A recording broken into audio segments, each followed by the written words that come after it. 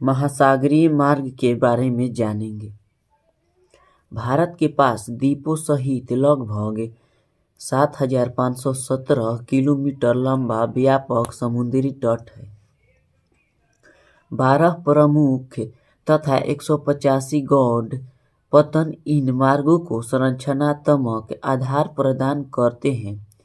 भारत की अर्थव्यवस्था के परिवहन सेक्टर में महासागरीय मार्गों की महत्वपूर्ण भूमिका है। भारत में भार के अनुसार लगभग 95% तथा मूल्य के अनुसार 70% विदेशी व्यापार महासागरीय मार्गों द्वारा होता है।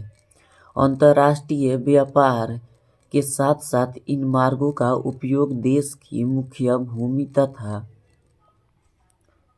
द्वीपों के बीच परिवहन के लिए भी होता है। वायु परिवहन। वायु परिवहन एक स्थान से दूसरे स्थान तक गमनागमन का तीव्रतम साधन है। इसने यात्रा समय को घटाकर दूरियों को कम कर दिया है।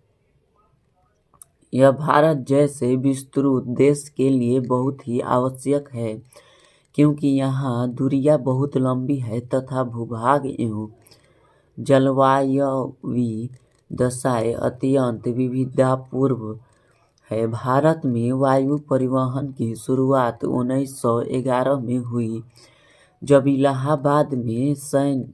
इलाहाबाद से नैनी तक की 10 किलोमीटर की दूरी हेतु वायु डाक प्रचालन संपन्न किया गया था।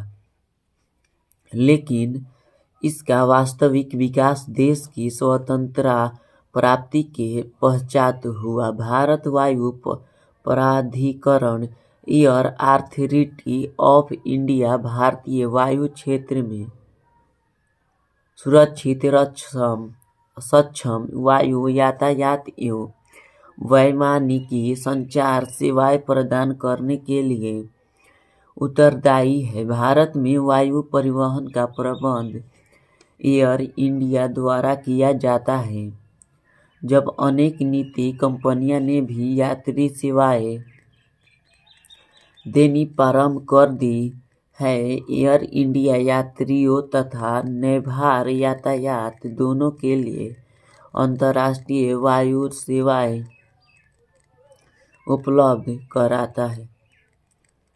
यह अपनी सेवाओं द्वारा विश्व के सभी महाद्वीपों को जोड़ता है।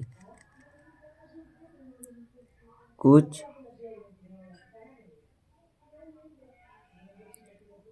निजी कंपनियों ने अंतर्राष्ट्रीय सेवाएं शुरू कर दी है। पवन हंस एक हेलीकॉप्टर सेवा में है, जो पर्वतीय क्षेत्रों में सेवारत है और उत्तर पूर्व सेक्टर में व्यापक रूप से पर्यटकों द्वारा उपयोग में लाया जाता है। इसके अतिरिक्त पवन हंस लिमिटेड मुख्यतः पेट्रोलियम सेक्टर के लिए हेलीकॉप्टर सेवाएं उपलब्ध कराता है।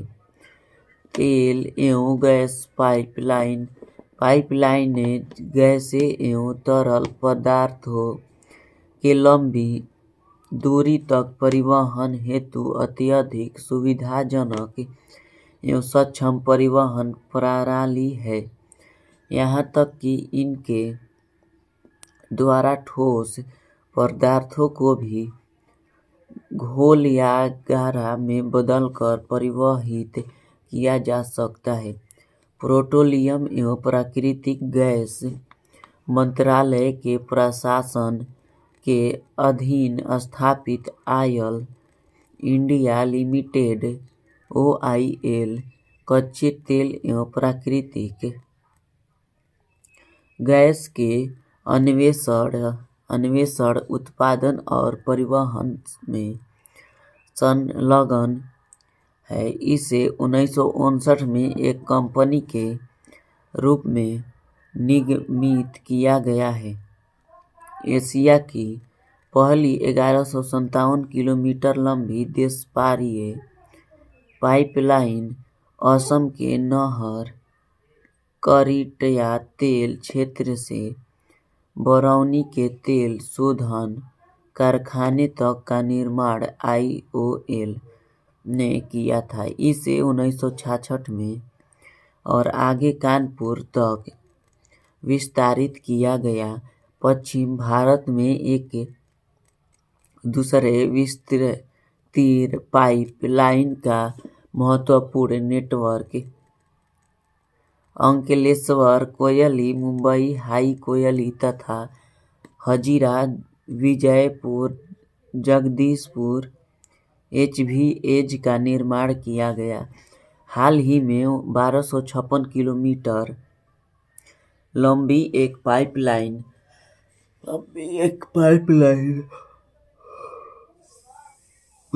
से मथुरा निर्मालीगढ़ से सोलीगुड़ी तक 600 किलोमीटर लंबी पाइपलाइन बनाने की प्रक्रिया चल रही है। संचार जाल।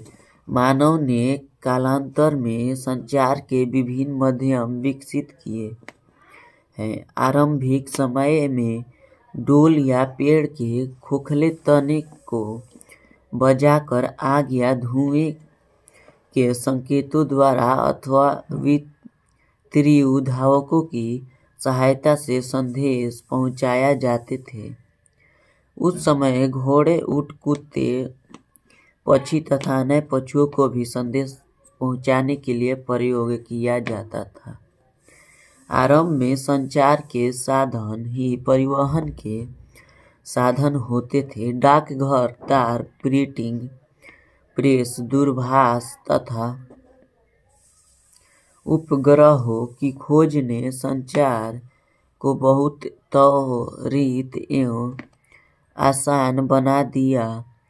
विज्ञान एवं प्रौद्योगिकी के क्षेत्र में विकास ने संचार के क्षेत्र में क्रांति लाने में महत्वपूर्ण योगदान दिया है। संदेश पहुंचाने के लिए लोग संचार की विभिन्न विधाओं का उपयोग करते हैं। मापदंड एवं गुणवत्ता के आधार पर संचार साधनों को निम्नलिखित में विभाजित किया जाता है।